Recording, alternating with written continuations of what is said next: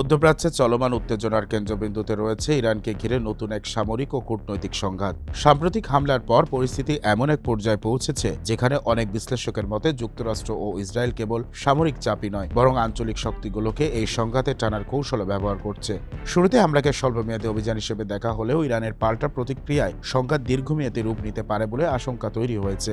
এদিকে পশ্চিমা জোটের ভেতরেও মতভেদ স্পষ্ট হয়ে উঠেছে। বিশেষ করে স্পেন সরাসরি যুদ্ধে জড়াতে অস্বীকৃতি জানিয়েছে। দেশটির প্রধানমন্ত্রী পেদ্রো সানচেজ ঘোষণা দিয়েছেন ইরানের বিরুদ্ধে হামলায় স্পেনের সামরিক ঘাঁটি ব্যবহার করতে দেওয়া হবে না। এই অবস্থান পশ্চিমা জোটের ঐক্যে নতুন প্রশ্ন তুলেছে।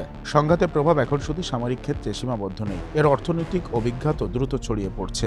বিশ্বে গুরুত্বপূর্ণ জ্বালানি রুট হরমুজ প্রণালী দিয়ে জাহাজ চলাচল ব্যাহত হয় আন্তর্জাতিক বাজারে তেল সরবরাহ ও বাণিজ্য নিয়েও উদ্বেগ বাড়ছে।